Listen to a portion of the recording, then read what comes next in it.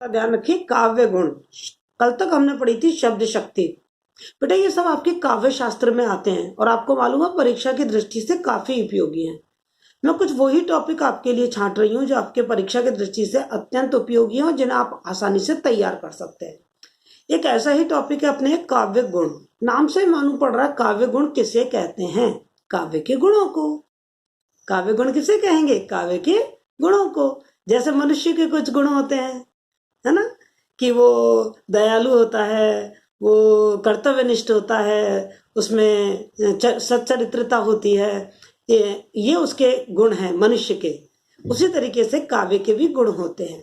निश्चित रूप से मालूम पड़ रहा है कि गुण अर्थात जो ऐसी तत्व जो उस काव्य को अधिक रोचक बना दें, आकर्षक बना दें और रसपूर्ण बना दें और पाठक को आनंद दें। आनंद के साथ साथ वो पाठक को कुछ संदेश और प्रेरणा भी दें। ऐसे जो गुण होते हैं उनको हम काव्य गुण कहते हैं।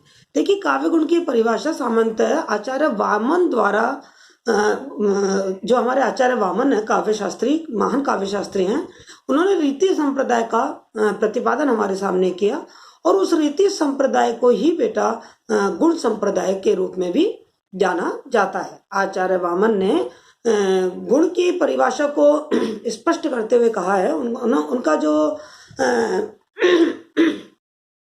उनकी जो पुस्तक है काव्य अलंकार सूत्रवृत्ति, उन्होंने इसमें काव्य शास्त्र के विभिन्न तत्वों का वर्णन किया है और उस काव्य अलंकार सूत्रवृत्ति ग्रंथ में उन्होंने गुण को बताया है कि जो काव्य के शब्द के और अर्थ के शोभा को बढ़ाने वाले जो धर्म होते हैं उन धर्मों को हम क्या कहते हैं? गुण कहते हैं। कुछ याद आ रहा है? अपने अलंकारों को भी कुछ इस तरीके से बढ़ाता। तो ये सारे के सारे तत्व होते हैं ना वो कविता के आकर्षण को, रोचकता को और उसके सौंदर्य को बढ़ाते हैं। इसी तरीके से जो गुण होते हैं वो भी काव्य के रोचकता को, आकर्षक और उसकी शोभा को बढ़ाते हैं। वामन के अनुसार जो गुण होते हैं वो काव्य के नित्य धर्म होते हैं। इनके यदि किसी काव्य में गुण नहीं है, काव्य गुण नहीं है, तो ये मान लीजिए कि वो काव्य रच ही नहीं जा सकता, मतलब काव्य का अस्तित्व ही नहीं होता। बिना गुणों के काव्य का कोई अस्तित्व ही नहीं माना जाता। अब सवाल ये उठता है कि काव्य में ये गुण पैदा कैसे होते हैं? तो देखो, आपने रसों का नाम सुना है। रस जो कि काव्य को का आनंद, काव्य का जो भाव है उसको हम काव्य का रस कहते हैं। तो काव्य में जो रस उत्पन्न कैसे होता है? हम कोई कविता को पढ़ते हैं, उस कविता को पढ़ के हमारे मन में जो रस आता है कि करुणा की भावना आई, कि हमारे मन में श्रृंगार की भावना आई या वीर रस की भावना आई, ये सब कैसे आती है? उन रस को उत्पन्न वाले जो तत्व होते हैं ना, उन रसों को जो पैदा करते हैं तत्व, काव्य में वे तत्व जो रसों को पैदा करें, रसों को उत्पन्न करें, उन तत्वों को हम काव्य गुण कहते हैं। वास्तव में क्या होता है कि जो अलंकार वगैरह जो अन्य तत्व हैं वो तो काव्य की बाह्य सौंदर्य और शोभा को बढ़ाते हैं, और जो गुण होते हैं ना वो काव्य की आंतरिक अभिव्यंजना की आत्मा होते हैं, आंतरिक अभिव्यंजना के सौंदर्य को बढ़ाते हैं। इस प्रकार काव्य गुण रस के उत्कर्ष के प्रधान कारण माने जा सकते हैं। बेटा निष्कर्ष रूप में हम ये कह सकते हैं कि काव्य के प्रधानभूत रस के नित्य उपकारक दो जो धर्म होते हैं उसको हम काव्य गुण कहते हैं। क्या आपको समझ में आया? काव्य गुण क्या है? वे धर्म जो काव्य में रस उत्पन्न करते हैं। एक लाइन में आपको काव्य गुण की परिभाषा ये है, वे धर्म जो काव्य में रस उत्पन्न करें, उन धर्मों को हम क्या कहते हैं? काव्य गुण कहते हैं। अब ये काव्य गुण, जैसा कि मैंने आपको बताया कि वामन ने कहा है कि बिना काव्य गुण के तो काव्य की कल्पना ही नहीं की जा सकती, काव्य का कोई अस्तित्व ही नहीं होता। वास्तव में काव्य के अंगों में रस, गुण, रीति, अलंकार, इन सब की गणना की जाती है। काव्य शास्त्र के अंतर्गत हम ये सब कुछ पढ़ते हैं जो कि काव्य की शोभा को बढ़ाते हैं। और रस को तो काव्य की आत्मा कहा है, आपने भी पढ़ा है कि जो रस, हम पहले पढ़ चुके हैं कि रस काव्य की आत्मा है। और रस के उत्कर्ष करने में जो तत्व सहायक होते हैं, जो तत्व को, जो रस को और अधिक उत्कृष्टता के साथ हमारे सामने रख दें, ऐसे स्थायी तत्वों को काव्य गुण कहा जाता है। ये काव्य गुण रस का उत्कर्ष बढ़ाते हैं और इनके प्रयोग से काव्य में क्या आती है? सरसता आती है, आकर्षण आता है, रोचकता आती है ना, उसकी अभिव्यक्ति शैली आनंददायक बन जाती है। इसलिए काव्य गुणों के अभाव में हम किसी भी काव्य की कल्पना भी नहीं कर सकते। और यदि कोई ऐसा काव्य है जिसमें वो काव्य गुण नहीं पाए जाते हैं, जो हम आगे पढ़ेंगे, प्रसाद गुण, माधुर्य गुण, रोज गुण, तो ऐसा काव्य बहुत ही अधम कोटि का माना जाता है। जैसे किसी व्यक्ति में यदि सचरित्रता नहीं है, शूरवीरता नहीं है, उसमें साहस नहीं है, तो उस व्यक्ति को हम क्या कहते हैं? वो अधम कोटि का व्यक्ति है, उसमें ईमानदारी नहीं है, वो व्यक्ति उत्तम व्यक्ति नहीं है, वो व्यक्ति कहना चाहिए व्यक्ति कहलाने लायक नहीं है, वो मनुष्य कहलाने के लायक नहीं है। तो जिस प्रकार मनुष्य के शरीर में शूरवीरता, सच्चरित्रता, उदारता, करुणा, परोपकार, ये सब मानवीय गुण होते हैं, ठीक उसी प्रकार काव्य में भी प्रसाद, ओज और माधुर्य, ये 3 गुण माने गए हैं। जैसे इन जो चारित्रिक गुण होते हैं, जैसे मेरा जो बाह्य आकार है, जो मेरी नाक, आंख, कान है, ये मेरे बाह्य सौंदर्य को बढ़ा रहे हैं, लेकिन मेरे अंदर जो सच्चरित्रता है, सत्यता की भावना है, करुणा की भावना है, परोपकार की भावना है, ये जो चीज है, ये मेरे आंतरिक सौंदर्य को बढ़ाते हैं। बिल्कुल उसी तरीके से काव्य गुण काव्य के आंतरिक सौंदर्य को बढ़ाते हैं। समझ में आया आपको कि काव्य, हमारे काव्य जो काव्य गुण होते हैं वो काव्य के लिए क्यों ज्यादा आवश्यक है। अब सवाल ये उठता है कि ये काव्य गुण कितने प्रकार के होते हैं। अभी अभी महत्व में मैंने आपको 3 प्रकार बताए कि काव्य गुण वर्तमान में निष्कर्षतः हम काव्य गुणों को मुख्य से 3 प्रकार में बांटते हैं, प्रसाद गुण, एक ओज गुण और एक माधुर्य गुण। लेकिन प्रारंभ में जो विद्वान थे, हमारे जो प्राचीन काव्य शास्त्री थे, उनमें काफी इन मामलों को लेके मतभेद रहे हैं। उन्होंने काफी सारे काव्य गुणों के भेद प्रभेदों का निरूपण किया है। सबसे पहले भेद और प्रभेदों पर जो विचार किया वो आपने नाट्य शास्त्र, जो हमारा साहित्य का ग्रंथ माना जाता है, जिसके लेखक थे आचार्य भरत मुनि। उन्होंने अपने काव्य में, नाट्य शास्त्र में, काव्य के 10 गुण बताए। कौन कौन से? श्लेष, प्रसाद, समता, समाधि, माधुर्य, ओज, पद सुकुमार्य, अर्थ, व्यक्ति उदारता, कांति। इस तरीके से उन्होंने 10 गुण बताए हमारे काव्य के। भरत मुनि के पश्चात आचार्य भामह का आपने नाम सुना होगा, उन्होंने भी काव्य के इन्हीं 10 गुणों को स्वीकार किया। लेकिन इन 10 गुणों में उन्होंने सबसे प्रधान गुण बताए प्रसाद और माधुर्य गुण, यानी कि उन्होंने 2 गुणों को बहुत ज्यादा प्रधानता दी, मुख्यता दी, महत्व दिया। और आचार्य वामन ने तो 2 प्रकार के ही गुण स्वीकार किए, एक शब्द गुण और एक अर्थ गुण। शब्द में गुण होना चाहिए और अर्थ में गुण होना चाहिए। उसके बाद मम्मट आचार्य का नाम भी आपने सुना होगा, उनका बड़ा प्रसिद्ध काव्य शास्त्र का एक ग्रंथ है काव्य प्रकाश। उसमें उन्होंने 3 गुणों के बारे में हमको बताया। सबसे पहले आचार्य मम्मट ने अपनी काव्य प्रकाश नामक पुस्तक में काव्य के 3 गुण बताए हमको, प्रसाद गुण, ओज गुण और माधुर्य गुण।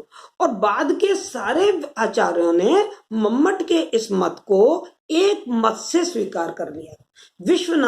आचार्य विश्वनाथ ने भी साहित्य दर्पण में इन्हीं 3 काव्य गुणों को स्वीकार किया, प्रसाद, ओज और माधुर्य गुण। इसके बाद पंडित जगन्नाथ ने रसगंगाधर रचना में और अन्य विद्वानों ने, सबने काव्य के सर्वसम्मति से 3 गुण स्वीकार कर लिए, एक प्रसाद, दूसरा गुण ओज और तीसरा माधुर्य गुण। अब सवाल ये उठता है कि प्रसाद गुण क्या है? प्रसाद गुण किसे कहते हैं?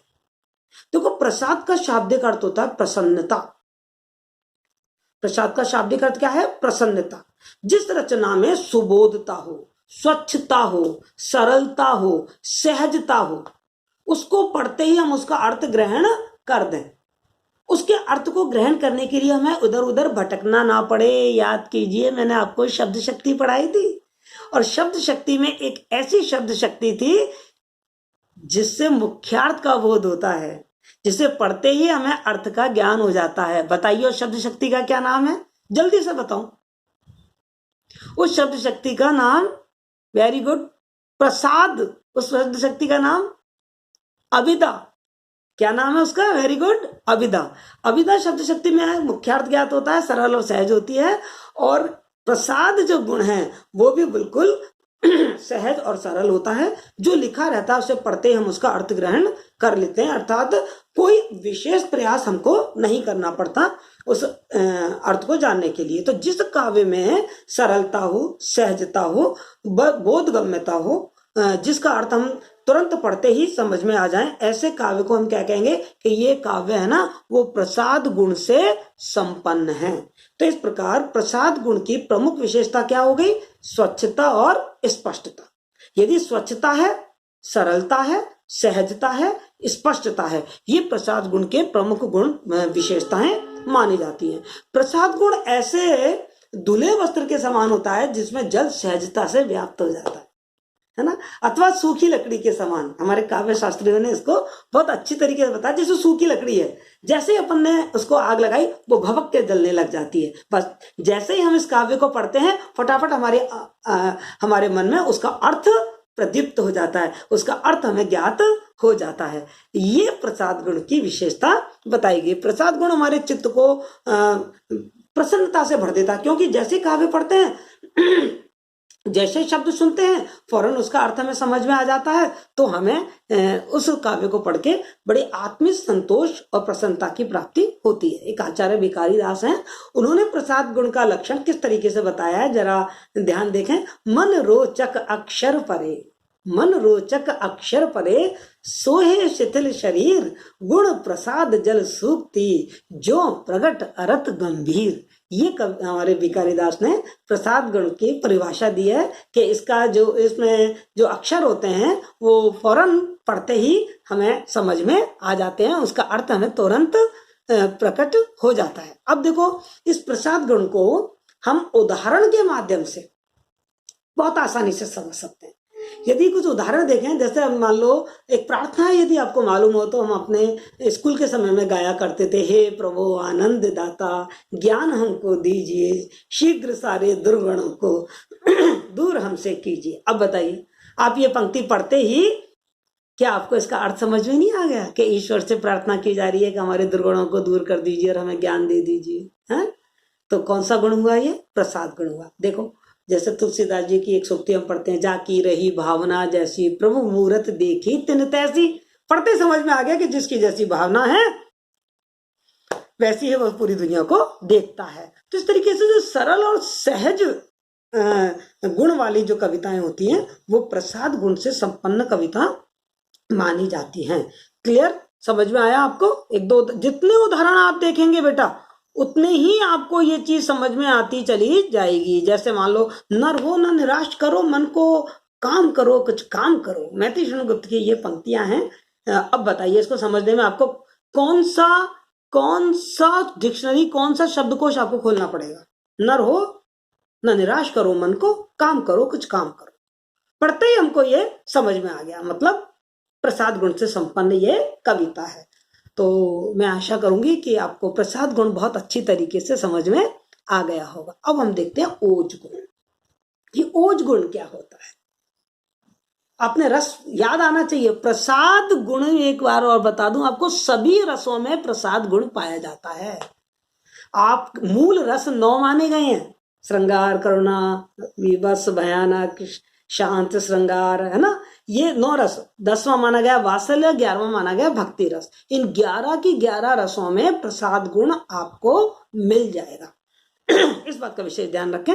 अब हम देखते हैं ओज गुण। ओज गुण, ओज का मतलब क्या होता है? जोश, उत्साह, तेज, प्रकाश, दीप्ति। जिस काव्य रचना को सुनने या पढ़ने से हमारे मन में ओज उत्पन्न हो जाए, उत्साह उत्पन्न हो जाए, तेज उत्पन्न हो जाए, तो समझ लीजिए उस काव्य में, उस कविता में ओज गुण है। ये हमारे चित्त का विस्तार कर देता है, ये हमारे चित्त में प्रकाश और दीप्ति भर देता है, ये हमारे चित्त में आवेग और गति भर देता है। तो जिस रचना को पढ़ के हमारे मन में आवेग आ जाए, जोश आ जाए, उत्साह आ जाए, वीरता, उल्लास की भावना उत्पन्न कर दे, वह जो रचना होती है वो ओज गुण से युक्त काव्य रचना मानी जाती है। बस इस बात में ध्यान रखिए। ये इस गुण से संपन्न जो कविताएं होती हैं उनमें ट वर्ग की प्रधानता होती है, सामसिक पद होते हैं, रेफ युक्त वर्णों का प्रयोग अधिक किया जाता है। और ये ओज गुण कौन कौन से रस में पाया जाता है? ध्यान दीजिए। वीर रस में तो ओज गुण है, क्योंकि वीर रस की कविता पढ़ते हमारे मन में क्या आ जाता है? जोश और उत्साह आ जाता है। वीर, रौद्र, भयानक और विभत्स, ये रस ऐसे हैं जो ओज गुण से संपन्न होते हैं। यानी कि ओज गुण की कविता, ओज गुण हमें कौन कौन से रस की कविता में मिलेगा? वीर रस की कविता में ओज गुण मिलेगा, रौद्र रस की कविता में ओज गुण मिलेगा, भयानक रस की कविता में ओज गुण मिलेगा, और विभत्स रस की कविता में हमको ओज गुण मिलेगा। भिखारी दास ने इसकी भी बड़ी प्यारी सी परिभाषा सामने दी है। देखिए, उद्धृत अक्षर जह भरे, उद्धृत अक्षर जह भरे, स क ट युत मिल आए। मैंने अभी कहा ना, तय इस तरीके के गौड़ी रीति वाले जो वर्ण होते हैं उनकी प्रधानता होती है। ताही ओज गुण कहता है जे प्रवीण कविराय। भिखारी दास कहते हैं उसी को ओज गुण कहते हैं जहां पर स क ट ऐसे मिले हुए और ओज गुण से संपन्न, उत्साह और उल्लास से संपन्न जो कविता होती है उसको हम ओज गुण से संपन्न कविता कहते हैं। अब देखिए, ओज गुण को समझने के लिए भी जरूरी है, क्या जरूरी है कि हम थोड़े से उदाहरण देखें। यदि हम उदाहरण देखेंगे ना तो आपको ओज गुण बहुत अच्छी तरीके से समझ में आ जाएगा। देखिए, आपने रामचरितमानस पढ़ी है, आपने देखा है कि किस तरीके से जो वानर सेना है वो वीरता और उल्लास के साथ आगे बढ़ रही है। तो मैं उसी का एक उदाहरण आपको बताती हूँ। चिक्करहि दिग्गज ढोल मही अहि लोल सागर, खर भरे मन हरक सम गंधर्व, सुनि मुनि नाग किन्नर दुख टरे, कट कटहि मर कट विकट भट बहु कोटि कोटिन, धावहि जय राम प्रबल प्रताप कौशल, नाथ गुण गन गावहीं। तो इस तरीके से वो जोश के साथ आगे बढ़ रहे हैं। कविता में जोश है, कौन सा गुण आ गया? ओज गुण आ गया। अब देखिए, मैं सत्य कहता हूं सखे, सुकुमार मत जानो मुझे, यमराज से भी युद्ध में प्रस्तुत सदा जानो मुझे, हे सारथे हे द्रोण क्या आवे सम देवेंद्र भी, वे भी ना जीतेंगे समर में आज क्या मुझसे कभी। क्या आया? कविता पढ़ी आपने, सुनी आपने, मन में एक उल्लास, एक जोश की भावना, एक उत्साह की भावना है। यानी कि ओज गुण से संपन्न ये कविता। कोई भी कविता जो देशभक्ति से संपन्न हो, जिसमें उल्लास हो, उत्साह हो, वो आपकी जो कविता है वो ओज गुण से संपन्न मानी जाएगी। देशभक्त वीरों मरने से नेक नहीं डरना होगा, प्राणों का बलिदान देश की वेदी पे करना होगा। क्या है? जोश है, उत्साह है। तो हम क्या कहेंगे कि ये ओज गुण से संपन्न कविता है। आशा है आपको समझ में आ गया होगा। प्रसाद गुण सरल और स्पष्टता को लेकर चलता है, मन में एकदम शांत की भावना भर देता है, और ओज गुण वीरता और उत्साह को लेकर चलता है। ठीक है, अब देखते हैं तीसरा गुण, जिसे हम कहते हैं माधुर्य गुण। माधुर्य गुण क्या है? माधुर्य का शाब्दिक अर्थ क्या होता है? मीठा, शहद की तरह मीठा, उसको कहते हैं वह माधुर्य। तो जिस काव्य रचना को पढ़ने से पाठक या श्रोता के मन में मधुरता की भावना जागे, मीठी मीठी भावना जागे, उसका चित्त द्रवित हो जाए, भावुक हो जाए, वो भाव विह्वल हो जाए, तो हम समझ लेंगे कि उस कविता में कौन सा गुण है? माधुर्य गुण है। तो हृदय को आनंद और उल्लास से द्रवित करने वाली जो कोमल कांत पदावली की कविता होती है, उस कविता को हम माधुर्य गुण से संपन्न कविता कहते हैं। अब ये माधुर्य गुण से संपन्न जो कविता होती है वो कौन कौन से रस में पाई जाती है? देखो, श्रृंगार रस की कोई कविता होगी उसमें माधुर्य रस होगा। करुणा, जो करुण रस है, उससे संपन्न यदि कोई कविता होगी, करुण रस की कविता होगी, उसमें भी कौन सा गुण पाया जाएगा? माधुर्य गुण पाया जाएगा। और शांत रस की कोई कविता होगी, यानी कि श्रृंगार, करुणा और शांत, इन रस की कोई भी कविता होगी तो उसमें कौन सा गुण पाया जाएगा? उसमें माधुर्य गुण पाया जाएगा। बस यहाँ पर एक बात का ध्यान रखना, जहाँ माधुर्य गुण होता है वहां शब्द बड़े कोमल और बड़े मृदुक शब्द काम में लिए जाते हैं। वहां ये कठोर शब्द काम में नहीं ले आते, टैट है, इस तरीके के शब्दों का वहां प्रयोग नहीं होता। इस बात का ध्यान रखें। तो हास्य है, करुण है, शांत है, श्रृंगार है, इन रस से परिपूर्ण कविताओं में हमको मिलती है माधुर्य गुण की प्रधानता। क्लियर बेटा? समझ में आया आपको?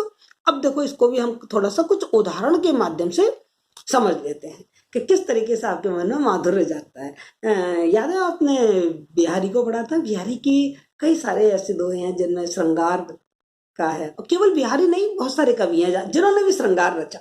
जिन्होंने भी शांत रचा, जिन्होंने भी हास्य रचा, उसमें माधुर्य गुण आपको मिलेगा।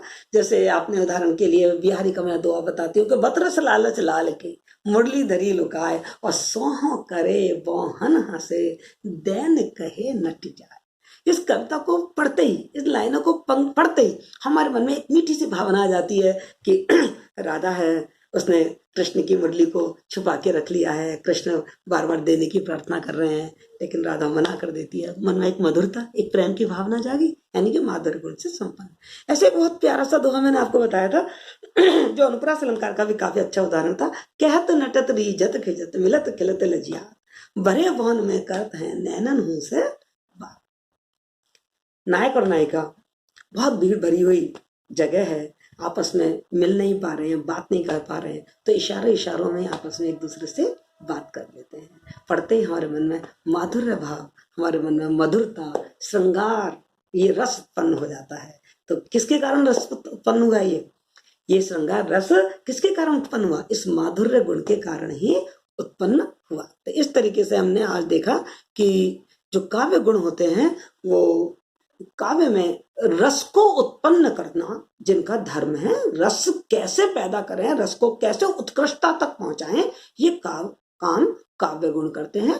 और काव्य गुण मुख्य रूप से 3 ही प्रकार के माने गए हैं: प्रसाद, सरलता और सहजता। क्लियर? सभी धर्मों में, सभी रसों में पाया जाएगा। ओज, उत्साह और जोश, जो आपको वीर रस में, जो आपको रौद्र रस में, भयानक में, विवश में पाया जाएगा।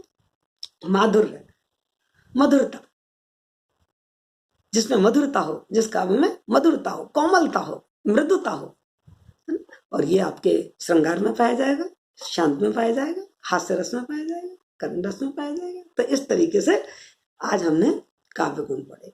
आशा है आपको ये काव्य गुण समझ आए होंगे। यदि आपको काव्य गुण से संबंधित कोई भी परेशानी आती है बेटा, तो आप मुझे कमेंट बॉक्स में लिखें या फिर मैसेज करें, मैं आपकी सारी समस्याओं का समाधान करूंगी। Okay, bye bye.